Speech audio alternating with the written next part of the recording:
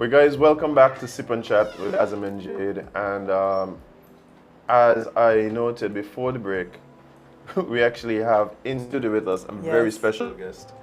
None other than the Honorable Garth Wilkin, Attorney General. How are you, sir? I'm well. Morning. Morning. Happy Valentine's, Jade. I was going to bring you a flower, but... At least, guys, wow. certain things happened just now that... Just I can't give a flower. Yeah. So, in my mind, I presented you with a flower. I appreciate it. It's the thought that It's counts. a thought. Yeah. I really wish you all the best with the new show. Thank you. It's always good when people take leaps of faith and try new things. Yeah. You know, and I know... As a person that has been around from the start with you all, I know you all created your viewership, you created your own product, your own niche. So I feel proud. I feel proud like a father to see you all branch off and take this step. You know, so I really do wish you all the very best. Thank you. It's basically a full circle moment for us because I started with you. Yeah, we recruited you. Yes, and now you're my first guest. Imagine that. We were even making the joke off camera that, you know, in times past, you know, we'd be like, oh, time running out, call Garth if you can get some more time. And, you know, this morning, you know, we don't have those considerations. You know, and, you know, we really want to appreciate you for taking the time out to come and hang out with us this morning, man. I feel privileged to be invited as the first guest, right? Yeah, I man. appreciate it. Nice. We have to start with the laws and the rules of the land. I think there's a lot going on. The administration now has been in place for a few months, and 6 months yesterday. 6 months yesterday. Yeah, since the inauguration of the majority of cabinet, because the Prime Minister was inaugurated on the 6th, the day after election. Right. And our inauguration, so we took office officially on the 13th, which was yesterday, 6 months. Awesome, well, happy 6 month Thank you. anniversary. But how has that been for you, just personally, before we even get into, you know, how has that been? Personally? Yeah, personally, because I can be frank and honest with you, Of course. right? And the viewers. Yes. What a transition. wow. Jade has known me for many years because Jade and my sister are very good friends. So Jade knows that I'm a kind of private, stick to myself, kind of quiet person. So the attention, the cussing, you know, everything you name in everybody's mouth is so strange to me. I can imagine. You know, I am literally like a reserved, quiet family man. And now I'm like, everybody knows me. Like I'll give you an example. The first week when I started working in the AGO, I was driving around and people were knocking on my window.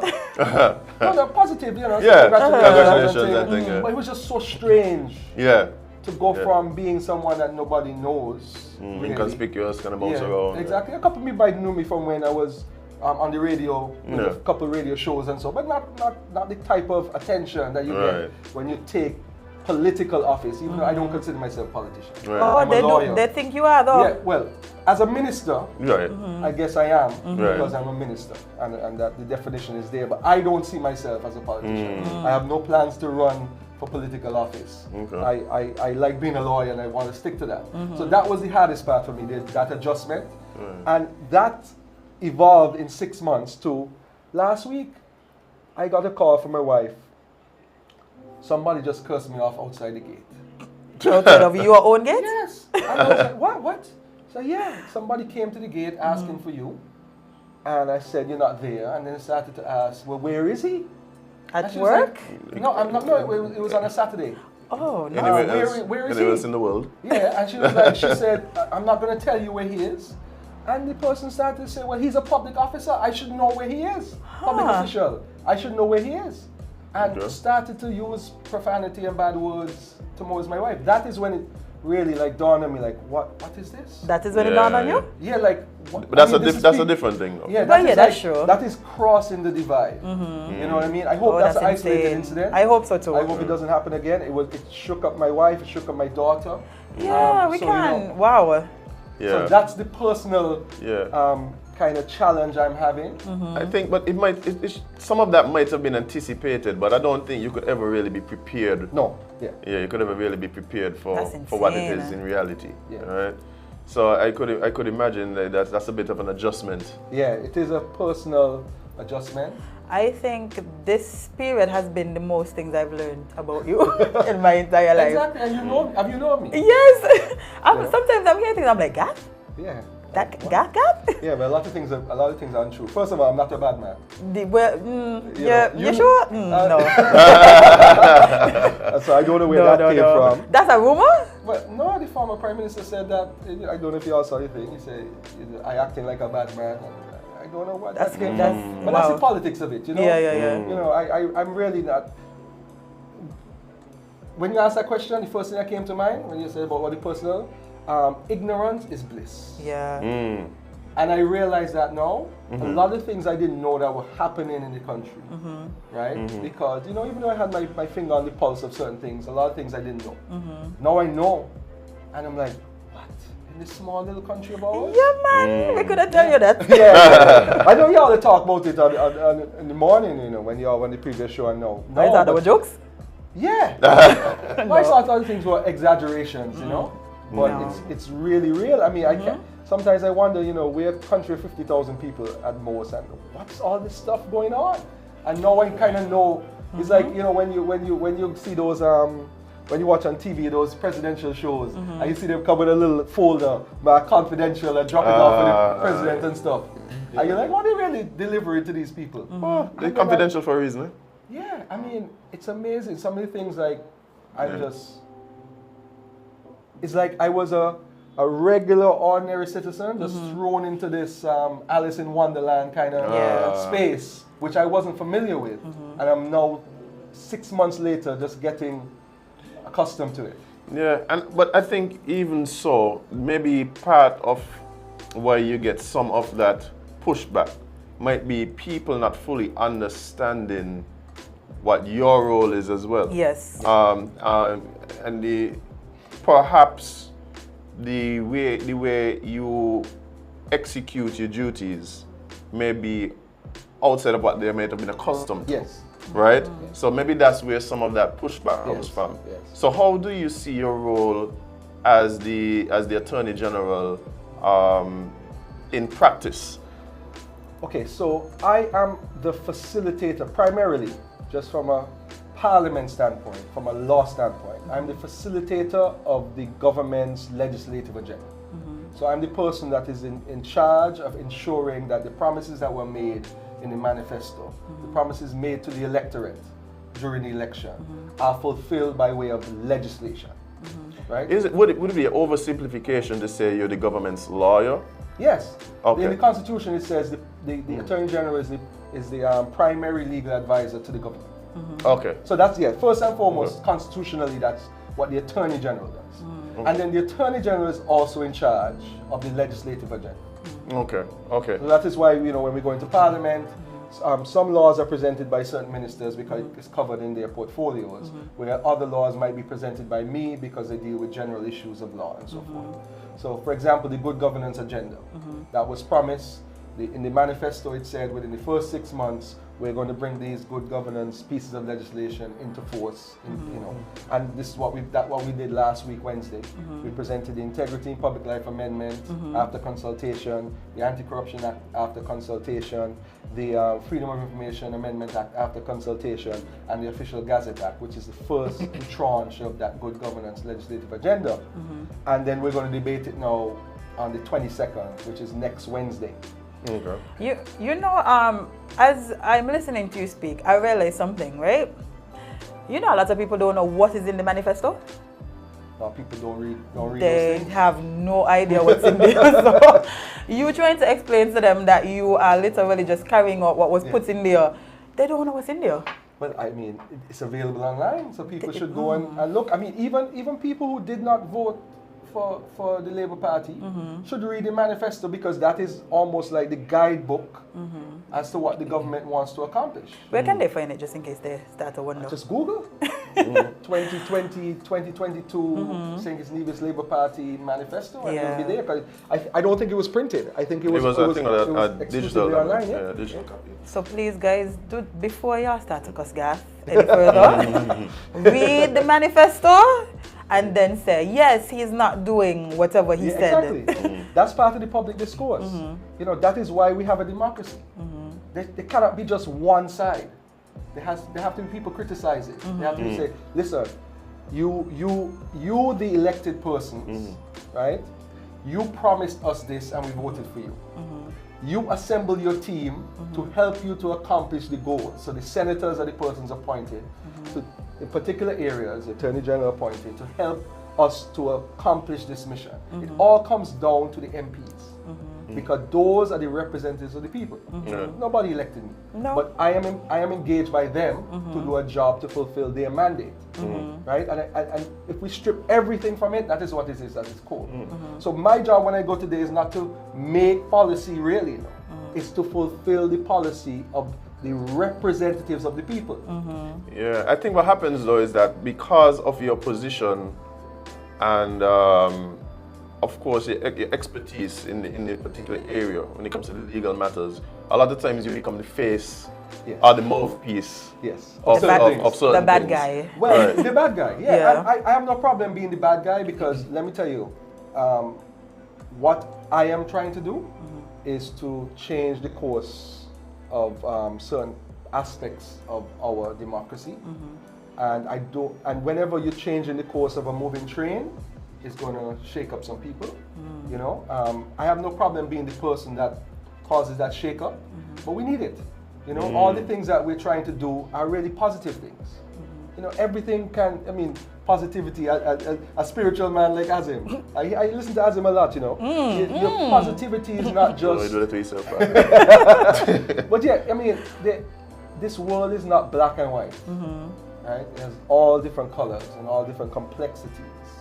So when I say I'm trying to do something positive, it might be positive from my moral standpoint, but from somebody else's moral standpoint or view, it might not be. But I think what we're trying to do and what I've been instructed to do by the government is to do something that will help the most people. And it's going to upset some people. I mean, good governance, which is really anti-corruption and transparency and accountability principles. A lot of people are not going to like that, you know. Yeah. A lot of people like things the way they were and want to continue that way because they benefited from it. When they hear talk about strengthening procurement, because when I was last on the show, I think it was like September, we were talking about procurement. And you know, strengthening those laws. Just yesterday, I got a quote, because we're about to do something in the ministry. And in my mind, I said, so the PS, how it works is, if any work you need to do, any service needs to be provided to the ministry, you say, PS, please go and seek, this is what we need. Go out into the market and persons in that field submit their bids. So I didn't have in my mind what the cost would be. I thought the cost would be around maybe like 25,000 total, right? 10,000 US or so. I got a quote yesterday for $360,000. For a particular service. Yeah. Oh, one of the quotes, not just a quote. And it just shocked me. So there are a lot of people, when it comes to government work, they say, okay, good. It's government, we're talking, when you're in government, that's another adjustment. Right. When in private life, I talk about hundreds, you know, in my day-to-day life. Millions, in government, you're talking about millions. Millions. And hundreds, you know, I was joking with the Deputy Prime Minister, Minister of Education. His budget in education is $111 million. You know, that's another difficult adjustment, to think in hundreds versus thinking in millions. And to thinking about your family, to be thinking about 50,000 people. Yeah. Because at the end of the day, everything I do is about the benefit of everybody. Our whole, more than 50,000, because it's our people and our people in the diaspora. You know, so it's a weight, because you're like, you know, decisions you make, efficiencies and so forth have great impact. Right. You know, and I always tell the Prime Minister, I say, I don't know how you could do that job. That leader position when you lead in a country, and everybody's tugging you every different way, and everybody's in your ear, and you have to make very tough decisions. I told him it's such a difficult job. I can do it for sure. Difficult. It's difficult, but I think one of the things I like to do is really examine leaders. Good ones we might perceive as not being so good, and kind of examine them. And one of the things I feel really helps is vision, right? And being true to your vision and believing in your vision, right? So that kind of presents a guide in a sense. But you're in a position where you are executing on behalf of. Yes. Right? And so how does that consultation go? Because I know for the bills that were presented last week, some of those have been things that have been talked about forever. They've been commissions put together, committees put together. How much of the decisions that are being made right now are really, in that vein where, hey, this is a big decision, it's going to affect the entire country, and this is the way we're going to move forward with deciding what should be done? Is a lot of that based on preconceived beliefs of what should be, or is it based on a committee of minds coming together to determine that? The talk about, let's use the exact example of good governance. There's been talk about good governance since the early 90s. So good governance was on the debate floor. 93 election, 95 election, coming forward. Baby steps were made. And the leader of the party, the Prime Minister, when they were crafting the manifesto, didn't just say, we are bringing good governance. They say, within the first 6 months, we are going to bring good governance, proper good governance. Because as you said, the Integrity Commission is set up, but they don't receive any declarations right now. So in other words, they're set up, they're trained, they have a nice office, they have their special storage area for the confidential information you get from government officers, but they don't have the legislative teeth. So Mark Brantley, the Premier, presented his declaration to the Integrity Commission in Nevis, I think last week. I think I saw it on his social media. There's no provision right now for us to present our declarations. Now it's been 6 months. I started that day one. I was told at Cabinet, simple as that, we promised this, AG make it happen. So that is when we started with the team internally. We then did the consultations in November through December, January. We took on the comments and queries about the legislation. We fixed some things, and then we tabled it, and then we're going to debate it. So it came from a thought that, listen, we need this, from the party level, we need this. If we get in, we're promising our people, or everybody who we say, listen, vote for us, we'll bring this. We're in office now, AG make it happen because you're the lawyer. Let's discuss it. We discussed it and debated it significantly in Cabinet, and then we're now rolling it out. So, to answer your question, it came from the vision of the Prime Minister as a leader of the party. To say, listen, let's bring this to the table. And I'm just a facilitator of those policies. And so, you spoke about some of the items that have been brought to the Honorable House and the path that it now has to go to where we are in that process.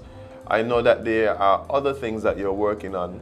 What are some of the things that we could look forward to hearing about, in not too distant future?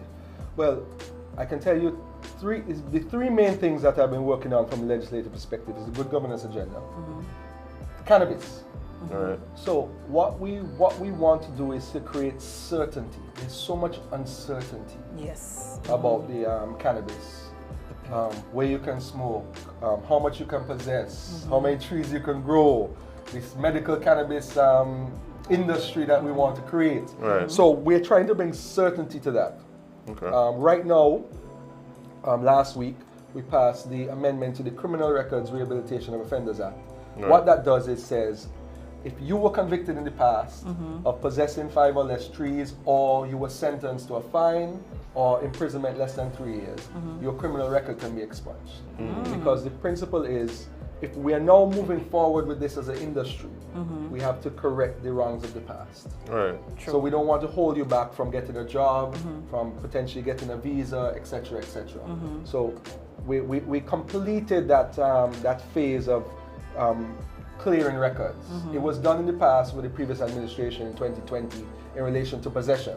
So persons with possession offenses could get their records clean. We extended to cannabis. The next phase now, we're going to deal with the medical cannabis, the Cannabis Act, which creates the Medical Cannabis Authority.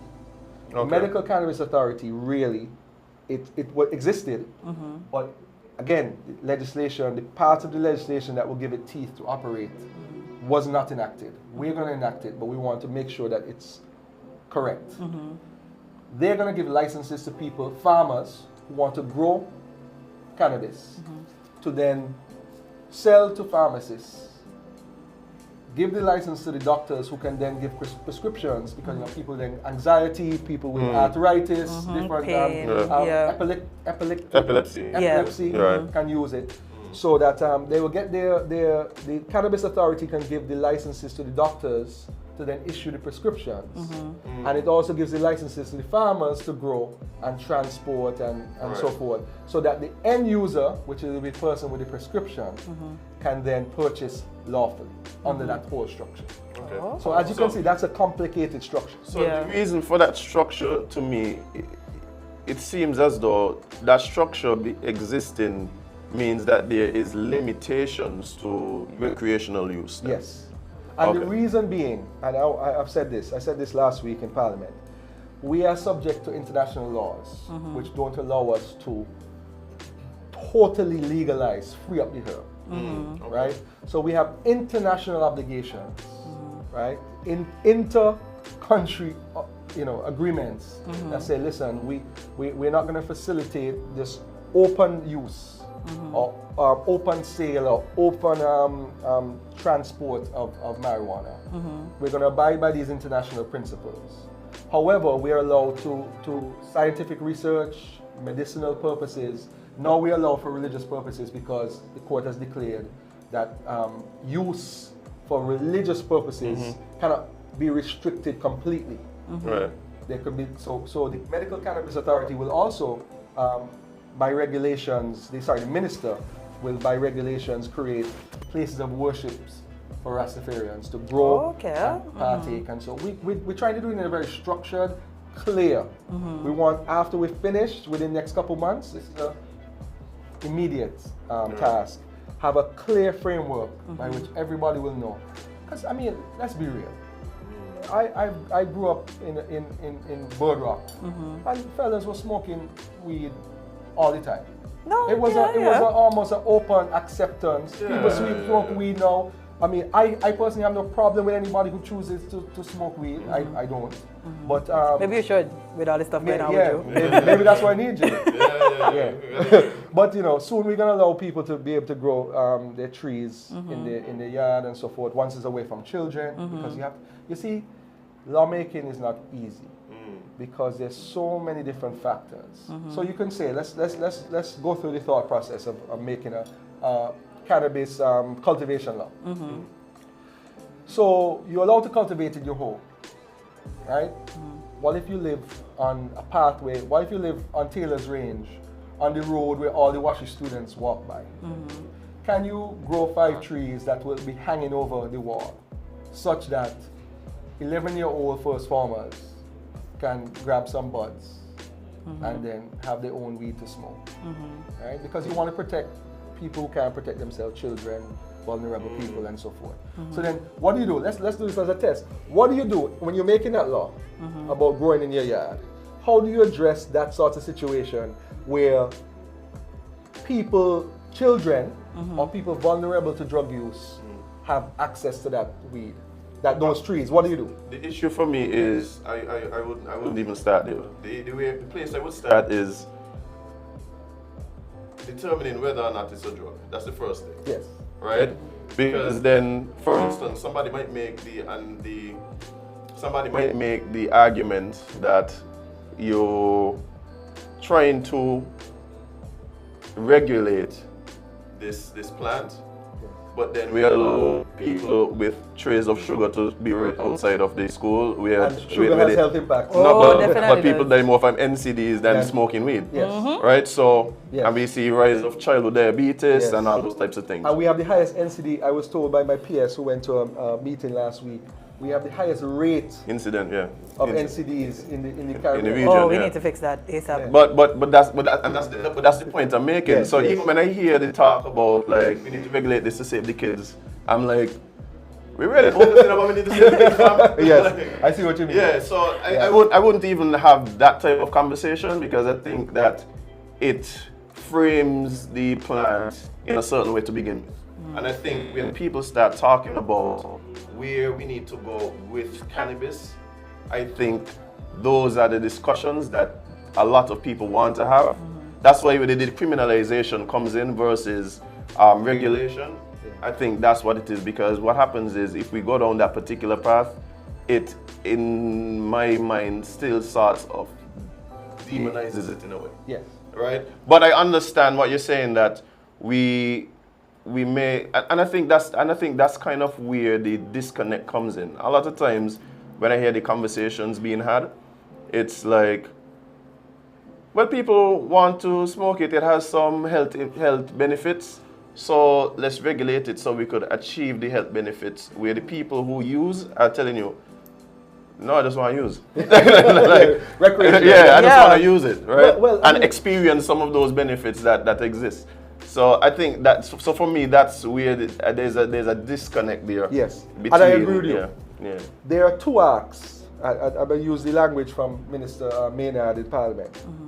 With the Cannabis Act, we started with illegal, you're a bad person if you do it, you need to be in jail if you grow it, right? To the point where, okay, it's not that bad, it has some benefits, medical benefits. Yes, it has some what do I say? What's the psychotropic? Psychedelic effects? No, nothing psychedelic. But anyway, it could impact your brain. Some people worse than others, right? Some people are predisposed to certain sorts of mental illnesses. It can trigger them, right? Like a lot of things. Right. Yeah. Right. There's some benefits to it. There's a religious relationship to it. We've recognized the Rastafarian religion. That's what the Sankofa case did, you know. It recognized in our law that there is a religion, and Rastafari is a religion that people are part of. That's a significant step in our development, you know. Right. So we're on that arc. We're on that arc, and we're going to the arc where everything, like most things in life, should be regulated to some extent, because not too much of anything is bad for you. Right. So we're on that arc to a fair place of regulation, right? Where everybody can live with it. Right. With sugar, we started with sugar is great.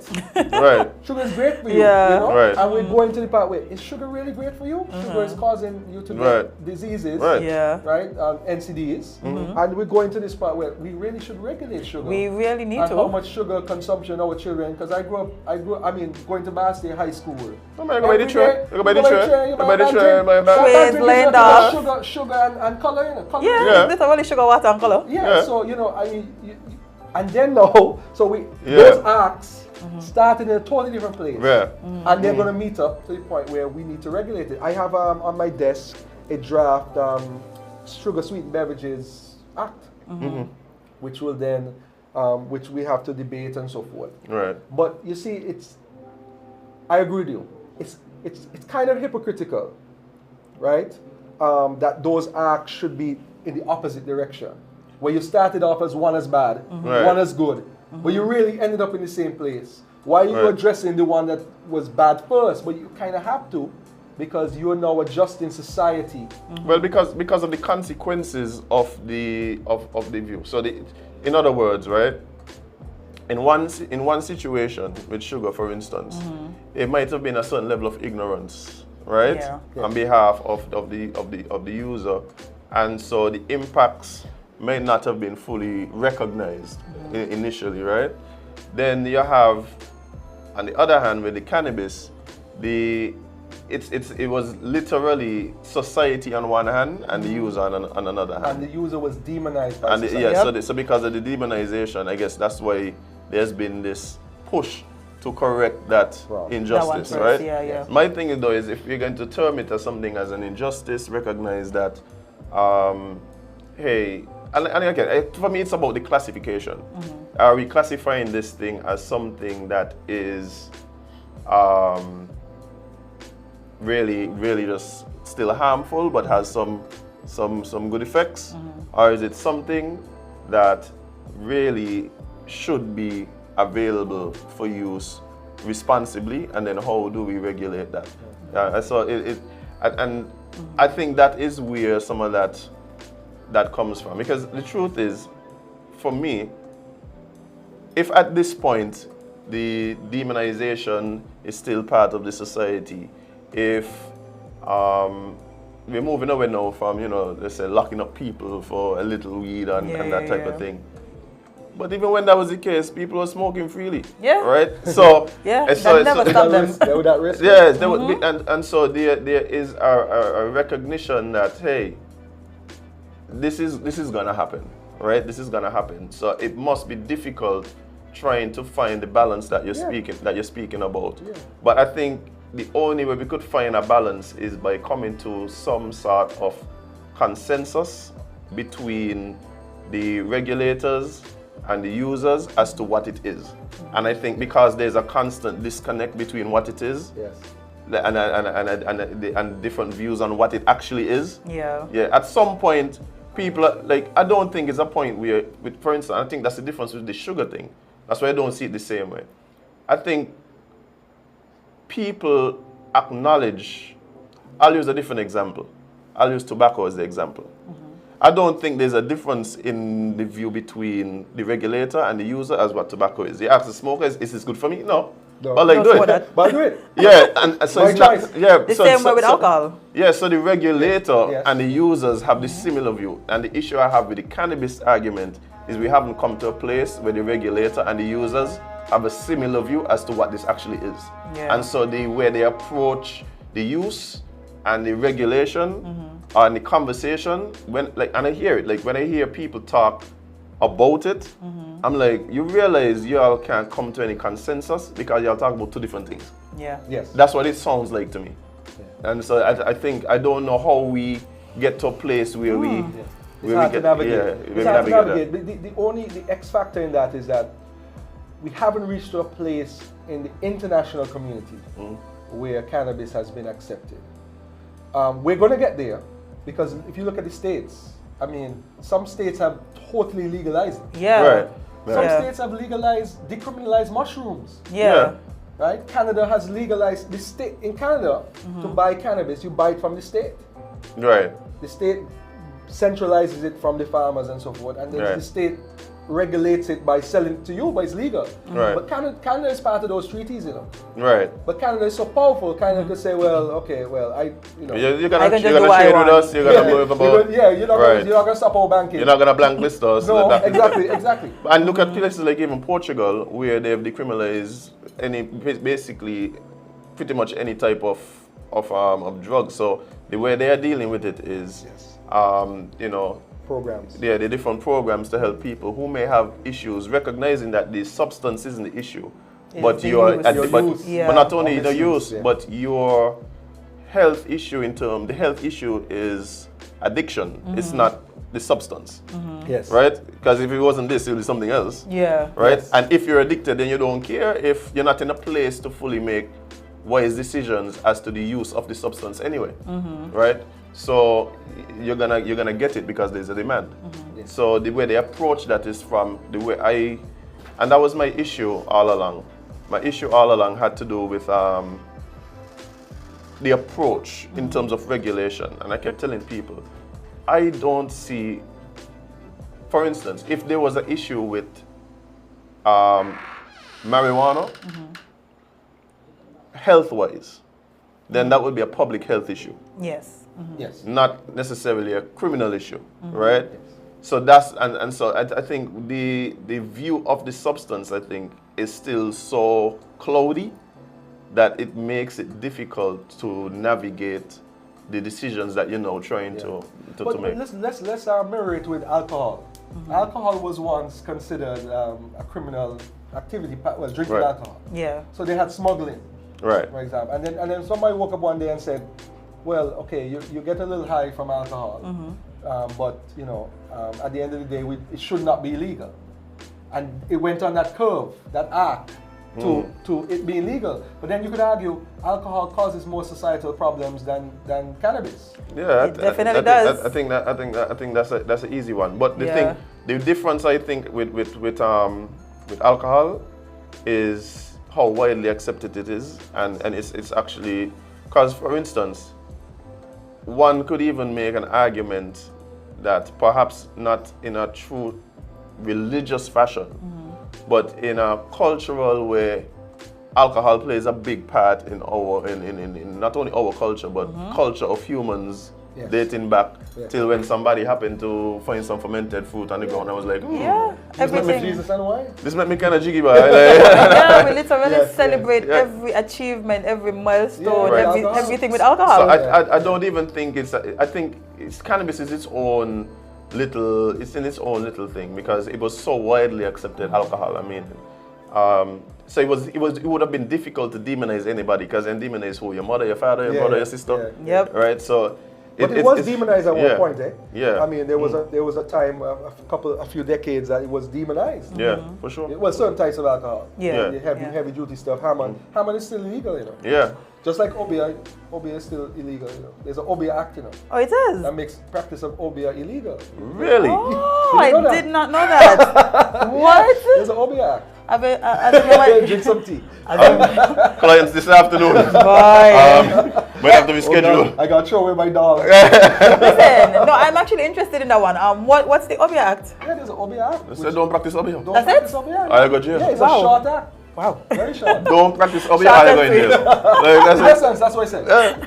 No, honestly, Wow. That's a new one. I looked it up the other day. It's amazing. We have a lot of these old British Outdated acts? Yeah. That's part of, that's what. Yeah, but you could tell that's a colonial thing. Yeah. You could tell that's definitely a colonial thing. Yeah. Like, but you said three things. So we already spoke of the good governance, the cannabis, and briefly, what's the good governance? CBI. That's a good one. Yes. CBI. You're getting cussed for that one, too? Yeah. I mean, you know. Azem might cuss you too. Me no, I don't know what's going on. My back broad. So. Yeah, man. CBI has been extremely important to our economy for the last 15 years. So much so that it has reached up to 60% of our revenue. Now, when you look at oil countries, certain oil countries, I think it was Russia.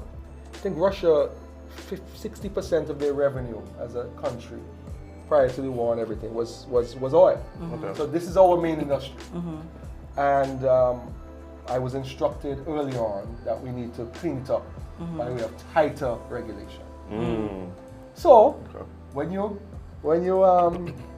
trying to divert a moving train, people are going to get a little antsy, right? Because there are lots of players in that industry. There's lots of money involved in that industry, and we tighten it up. We So what was the main issue? What was the issues? Underselling? Yeah. So for example, a lot of people don't understand CBI. Imagine that. Imagine we live in a country. I've been saying that all the time. Imagine we live in a country where before last year, 60% of our revenue was in something, and 95% of the people don't really have an idea what it is. You know why that is, though. You know why? Because I feel like a lot of the times, we've often said we elect people and we feel like when we elect them, they're supposed to just be in charge. So we don't really care about the explanations, what things mean, what they're doing. We put you there.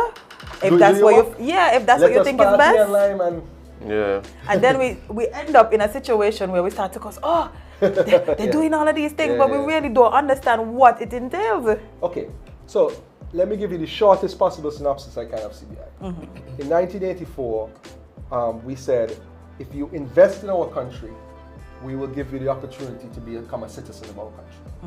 Right? So substantial investment, not just $5. You spend a certain amount of money, you buy a home here, we'll give you the opportunity to be a citizen and feel like you're part of us. That's how it started. It then evolved to real estate, people building real estate projects, and cabinet declared that if you spend a certain amount, I think it started at when the peak happened, it was 400,000 US. So $1 million EC, you spend $1 million EC to buy a property, you can apply for citizenship. Once you have no criminal records and you're a good person, we do this international due diligence, you can become a citizen. Then we had SIDF, you donate $350,000 into the fund. The fund will be used to benefit the people of St. Kitts. You can get citizenship. Evolved to now where we have 4 options. You can buy a real estate unit, right, for 200,000 US or more, and you can qualify to apply. You can buy a private home from someone who's applied for their home to be part of the program for 400,000 US. You can apply to be a citizen. You can donate to the SGF, the Sustainable Growth Fund, which is supposed to go to the Treasury to help the people of St. Kitts and Nevis. They have different amounts, 150 to 195, whatever for your family. You can apply to be a citizen. And also we have what we call the public benefit option. So if you create an industry, say, let's for example, Azem comes to the government and says, I want to open an acting studio where I can train actors. And in order to do that, I have to hire 50 people. Because I'm going to bring actors from throughout the world and say, listen, instead of training in the cold, come here to train.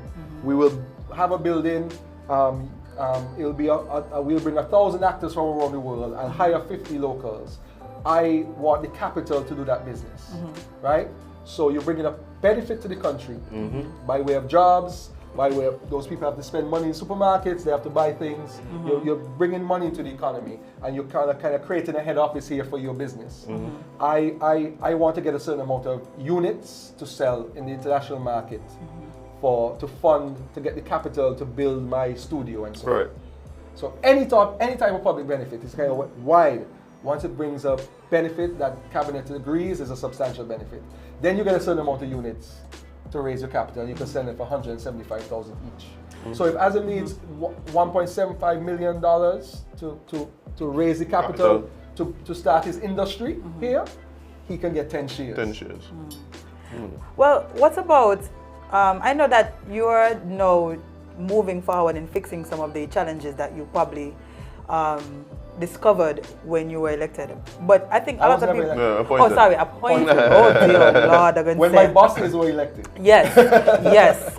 When you were appointed, what were some of these issues that you realized that you found? Well, you mentioned underselling. Underselling. Yes, besides underselling. So the market... But I want to know, I want to talk about that. The underselling too? Yeah.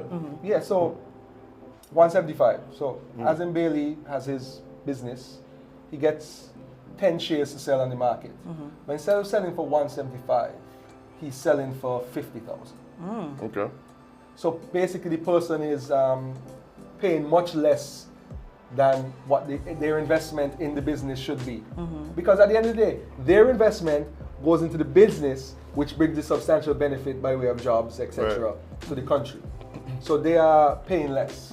And there were schemes and different ways, lots of complex ways, because it involved a lot of money, to sell our citizenship, for lack of a better phrase, for much less than what we decided that it's valued at.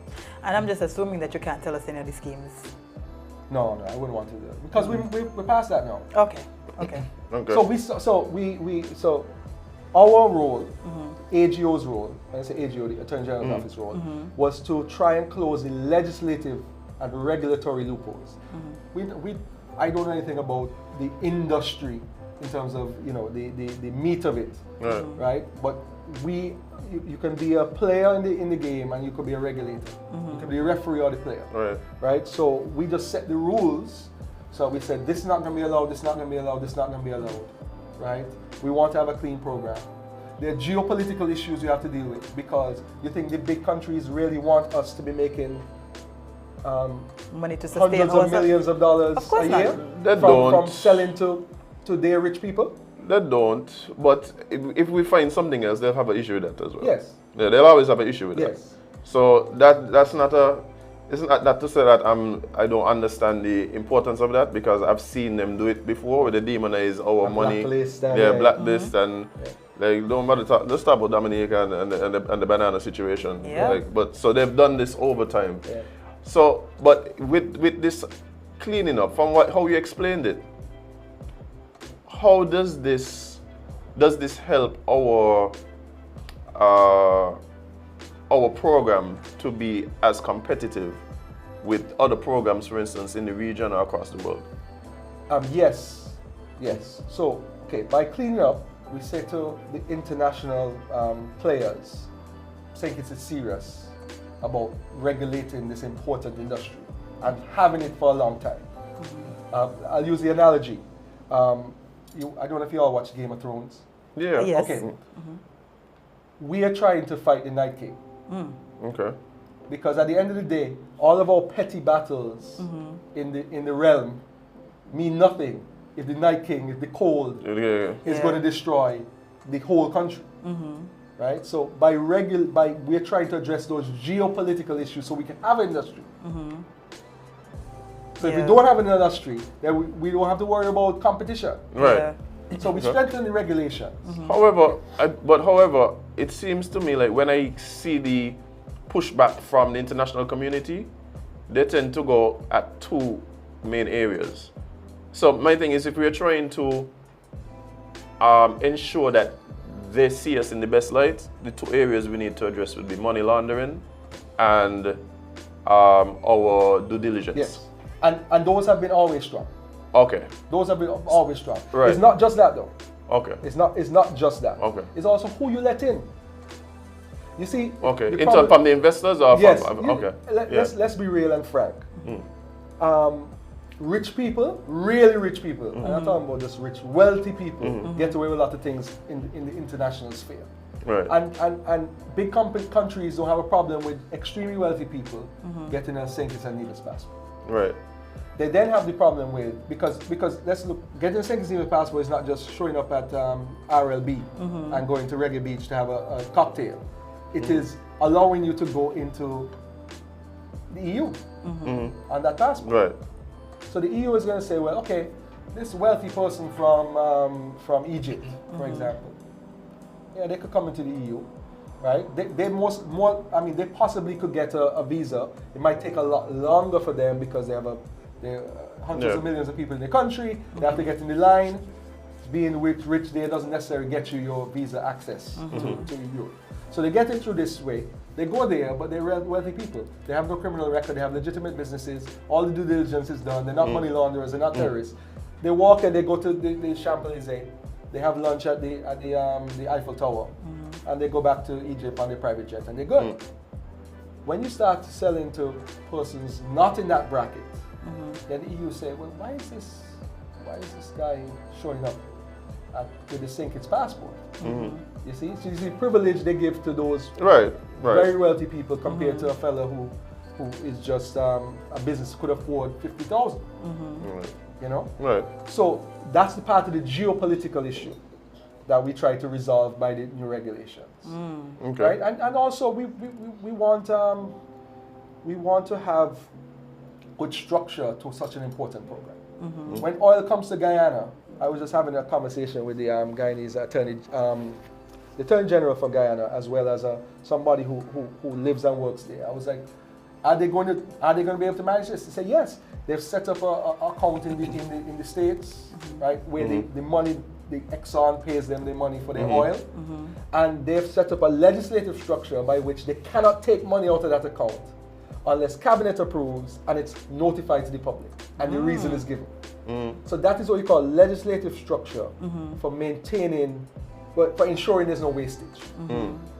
So we try to tighten up our all-important CBI industry by creating strong regulations, and we're willing to talk to the players in the market and see how we can continue to make it better. I was literally about to ask about the players in the industry. since implementing these changes, what has been the feedback from potential buyers? The agents who are really the people find the people. Yeah. The serious agents are very happy. And they don't want to be looking for somebody who can spend $50,000 to buy to spend in St. Kitts to get citizenship. They want to interact and have wealthy clients. So they're saying, listen, we like what you're doing. Some of them don't like what they're doing because some of them were thinking volume. Right. Now let's go to the next point of it. Volume. How many new citizens do you want a year in St. Kitts and Nevis? How much do you want to expand your citizenry? Is that a factor that a government should take into consideration when regulating an industry? Because at the end of the day, it's passports, eh? And with passports are people. With people, there are risks. And there's reputation. Look at the example that they had where guys used a fake St. Kitts and Nevis passports to go into Europe. I think they flew on like a private jet with fake diplomatic passports to try and get into Europe, and they were caught. Right? Do you want your passport all over the place? Do you want more natural born citizens than natural born citizens? Are those discussions you think we should be having? Does it matter? Or is it just money that matters? No, but I think it all matters. I think, however, without the answers to those questions, it becomes difficult to chart the course. At least maybe persons have opinions already, right? I would suspect if I'm going to ask somebody, they'll have an opinion. But has that opinion been something that has been flashed out, held up to scrutiny, and really been discussed in a real way to come to some real meaningful conclusion? So I think there might be a lot of opinions on the things that you're talking about, and so of course they're important. The questions are important. The answers, I don't know what they are, but in the absence of those answers and those discussions, where we chart the course, I think it puts us in a place where we may have to. We're going to have to continually evolve this. Definitely, we're going to have to continually evolve this. But those discussions and those questions they ask, I think, are very important. Very important. That's why this job is so tough, That's why this job is so tough, because you're dealing with lots of factors, lots of variables, and you're trying to be as representatives of the people, the decision makers of the people, trying to make the best decisions in their best interests. It's not easy. Yeah, I don't know if anyone would even try to make the statement that it was. It definitely is a very difficult job being in administration, in the leading countries and that type of thing. But with the CBI, because it is just so important to us, and I think that's part of it too, because I would have heard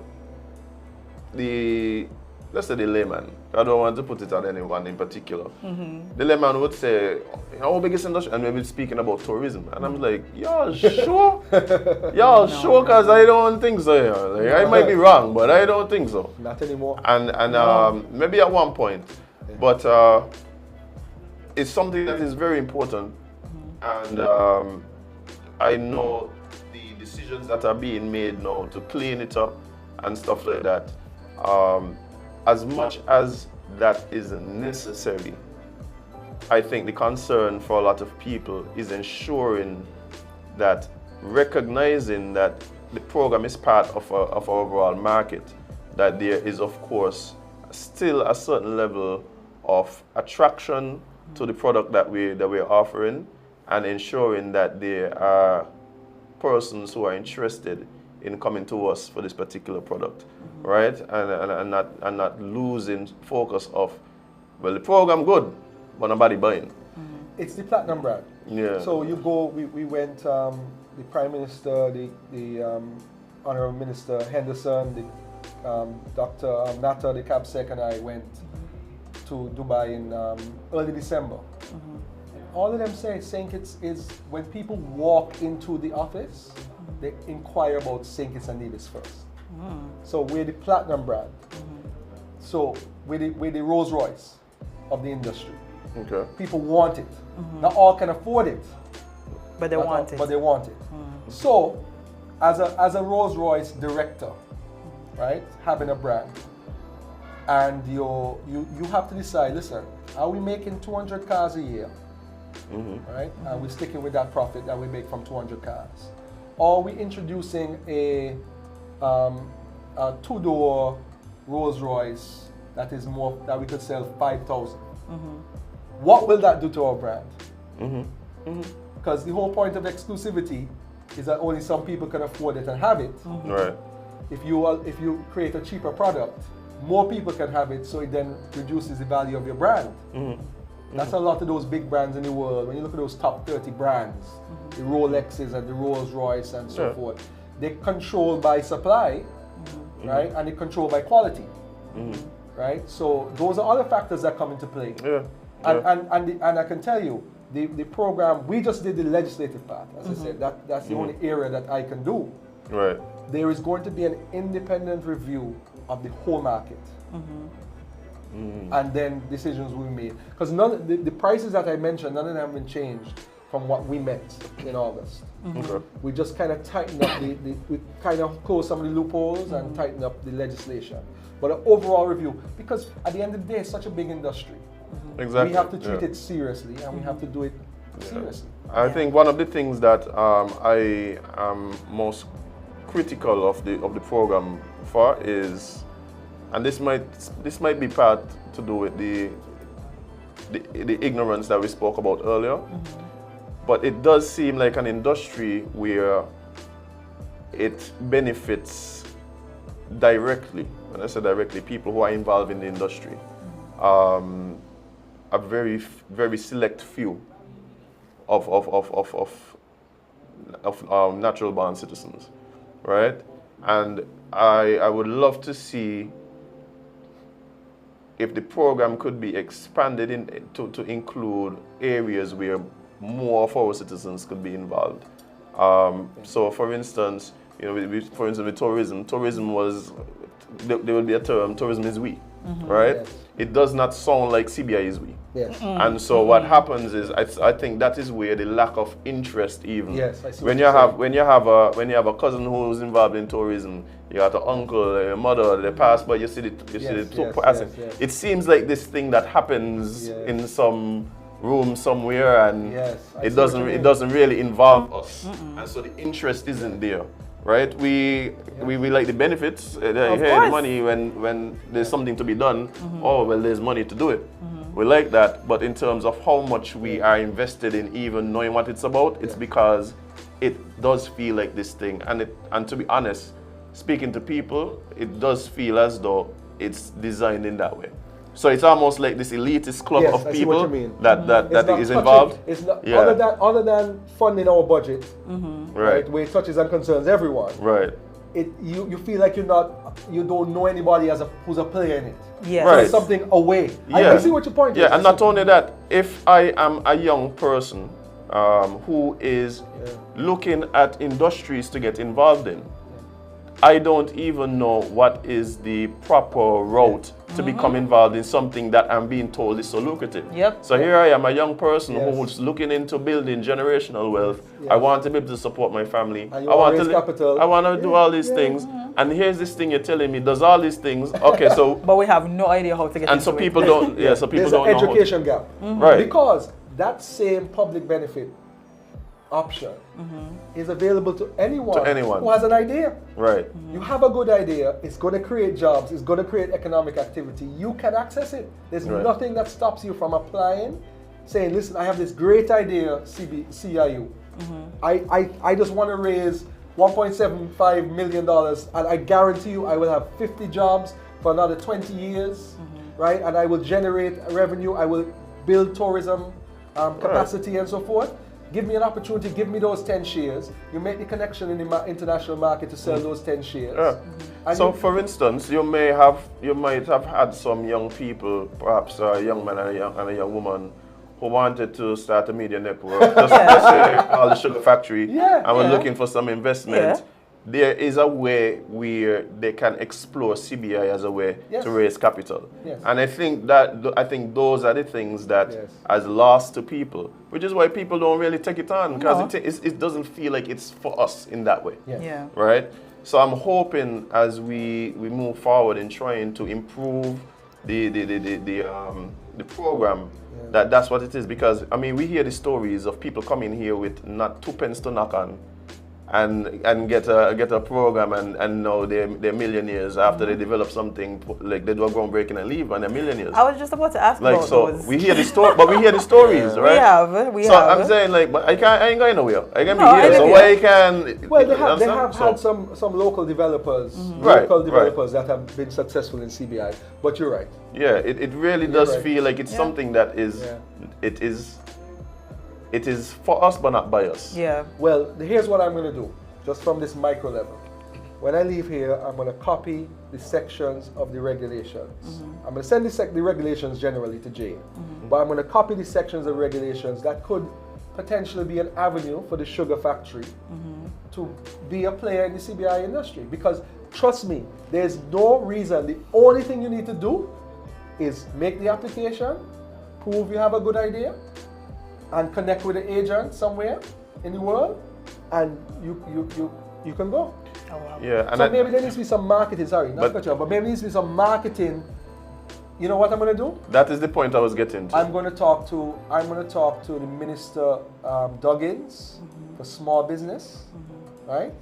And I'm going to tell him he needs to have a fair or something to promote the potential of small businesses getting capital through the CBI. That is the point I was making, because I know for a fact that these were the possibilities, but the way to navigate it, what's the first step?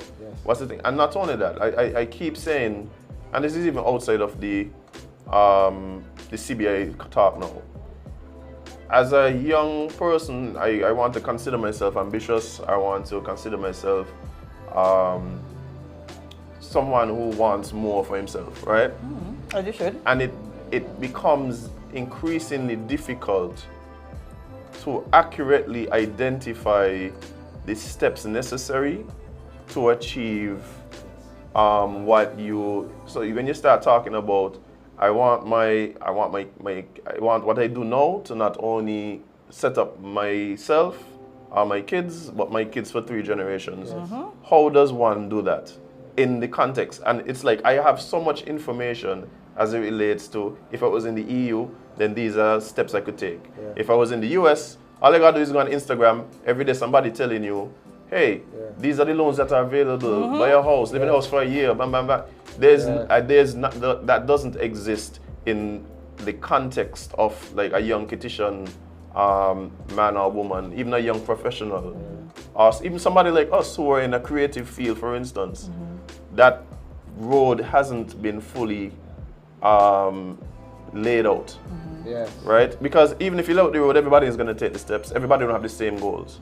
But for those people who are seeking, hey, how do I become one of these wealthy people you're talking about? Yes, I feel like I see that in our future. We just need the guidance. Of course. Yes, of course. Yes. So so that's outside of the CBI. The small business,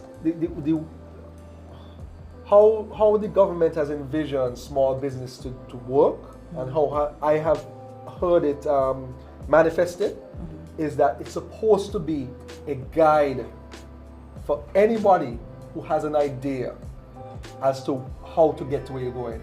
Help you with what business license you're supposed to get, what avenues there are for loans, help with accounts, how you should structure your accounts, who can help you with your accounts, and that sort of thing. It's supposed to be a one-stop shop. That's the language that was used on the campaign. A one-stop shop for potential business. But smart, I mean, all businesses start small. Right. Every single one. You see any business in St. Kitts, they started small. Right? For you to then get on that path to then grow on your own. So that's what the vision is, and that is what is being built out by the ministry. Right. Because it's a new ministry, you know. Ministry of Small Business. It's a new ministry. It's now being built out. Provisions have been made for it in the budget. But exactly what you asked for, that roadmap, right, that's where you're supposed to be able to get it. Anybody with right, an idea.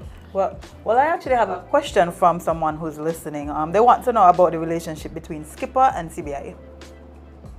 Skipper and CBI. Yes. And, CIU. Sorry, the unit. Yes, Skipper is the investment promotion agency. So applications for real estate projects and so forth go through Skipper because they have the technical expertise to kind of review. They're like the first filter. If you want to be a real estate developer within the CIU space, you go to Skipper. Skipper asks you the right questions, does the right investigations, and then presents it to the Board of Governors under the CIU, who then bring it to Cabinet for final decision.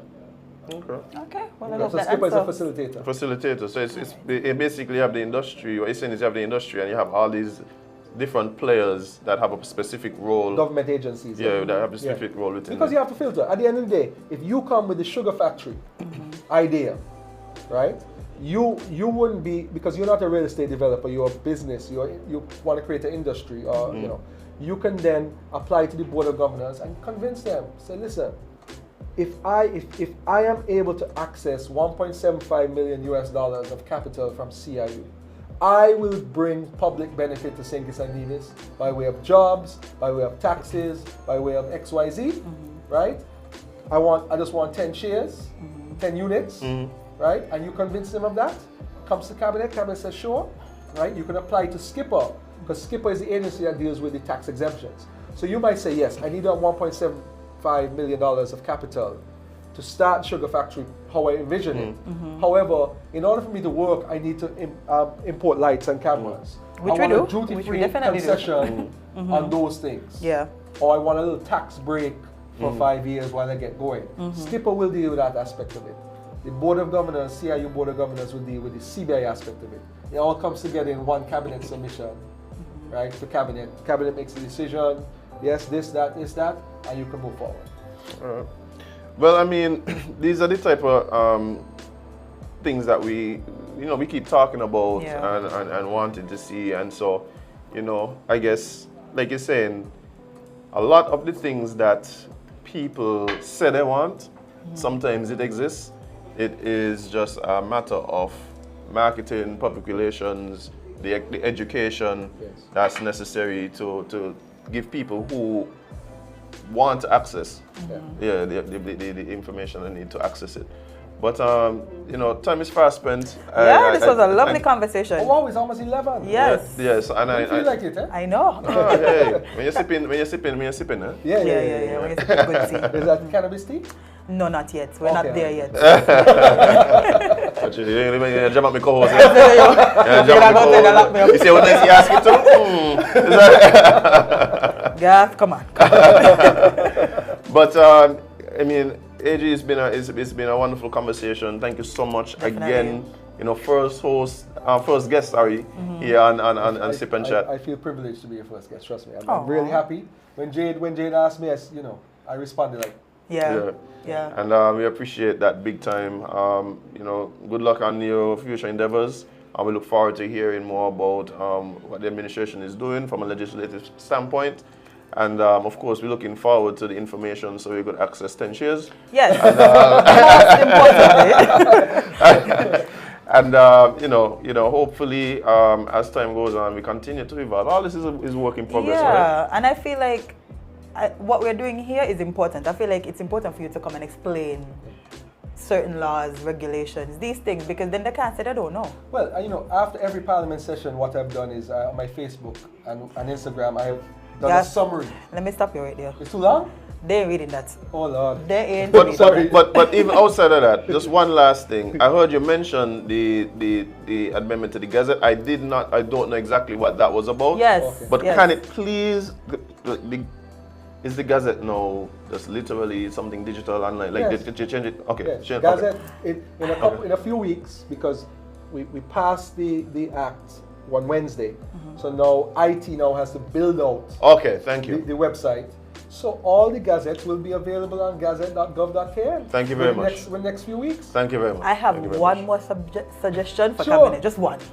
can we please get to a place where there's a rule where we literally take all of the paper out of the hospital, out of the courthouse, digitize the records, every place that we just killing trees. There's a overall plan for e-government, a real plan for e-government. Oh, praise the Lord. Which will be, as in, you will have a QR code, which will have all your information. So we're going to digitize IDs. So when you show up at the hospital, you pull up on your phone your personal QR code, and all your relevant information, date of birth, all that stuff will come out of it. They don't have to go in the back and search to all these. And then it will translate into digitization of the brand new JNF. That is high agenda, because we all know what JNF is. I have very bad memories from JNF. We all do. A lot of people do. And that is high priority for the administration. And also, Minister Maynard, high priority in digitizing this paper thing. I mean, it's ridiculous, honestly. Ridiculous. Yeah. It's ridiculous. That was one of the also shocks I got. Everything is a minute. I'm like, but we have a government email address. Email me the information. No, we got somebody driving. We have to drive somebody with a brown envelope. Yeah, with a brown envelope, And the same thing you just sent to me on email is at my office. Gas wasting, a human resource wasting, and paper tree wasting. died. At tree? I know. Listen, I'm shocked they have a forest just. I'm shocked they have not tried to arrest us for crimes against the trees that we committed. You have a young government, eh? Our Prime Minister is 46. You know, you have one 30-year-old, one mid-30s, another two more, 4 less than 40. Then you have a couple of us who are in our early 40s. So we use digital. Even Dr. Douglas. Dr. Douglas has his iPad and his phone and stuff. You know, so we are going to move towards digitization. It just makes sense. Yeah. I don't understand why this was. Just look out for the market to be stocks, but we could deal with it. Yeah. But they say, what they say? That's the market to be. Yeah, they're going to say the fact that we use it. Is that the whole matrix thing? The 4G, 5G, it's all. All these conspiracies. Ignorance is bliss, right? Yeah. But I don't mind. They could say what I want. I just don't want to go to the hospital and wait for the nurse to go through 10 files just to find what I got. But just the hospital is only one thing. But is this something that we experience pretty much at almost all government agencies? Oh I think. Gosh. But my issue with that has been, you have seen certain departments that have taken this step to try and digitize, but unless it is something that is all-encompassing and across the board, it has to be one network and one platform. It has to connect. So even when persons leave one department or get transferred to another department, they don't have to go learn a whole new system and all of these things. Big up Inland Revenue. Inland Revenue been on that for a while. They've been trying to really. I love it. Yeah, that's true, because you can pay your renew your license and so on, right? Social Security, another department that's been trying to really digitize and move with the times. But I think it has to really be a holistic government type initiative, and it make it actually one big ecosystem. One of the things I said in Parliament when we presented the official gazette, I said it's 2023. You know, why are we printing everything? Where do people get the information? Where do people get the information right now? I have no idea. I don't even know if I've ever gone to check the gazette, like the actual. Yeah, go to the government print. Yeah, the government print to check the gazette. How many people you think have done that? Nobody. So you don't like. That comes back to my point. We don't know what is in there. I mean, now it's digital. However, will be. But before, nobody going down there to go look. But so we have bright things on the horizon, and I keep saying this, as much as we come here sometimes and we make all these suggestions and even complain sometimes about things. As a country, I do believe we've come a long way in the last 40 years, faster than a lot of other countries. Oh, definitely. Right? We're a very young country. My grandparents, what school was for them is totally different. He's still alive, and so we've come a long way. But I guess it's only because we really just want the best for the country. Indeed. And we just don't have to be walking all over the place to go get stamp and stuff. No. Like really and truly, a police report, a birth certificate. This whole show is only because I don't like stamps. You know what's the worst? The stamp thing. Oh my goodness. But the worst is when you have to when you register in a car Oh boy. Oh, I don't have one of those, so I don't know. Oh boy. Go to the village. Yeah. Take your paper from the village. Go down to insurance. Take the insurance paper back to the village. Then go to Inland Revenue. Yep. And then go back up there. So when y'all fixing this, that's when I gonna get my yeah, no. That has to be one place. That division is have all of that in one place. The DMV. Yes. Oh my gosh. DMV. Insurance, registration, taxes, all in one place. Yeah, because the insurance, you could do that online and make a call, sort out the insurance and yeah, the insurance officer, there could be one center. Yeah. With insurance office. A rep for each insurance company. I am so happy that we're moving towards these things because if that's what I have to do.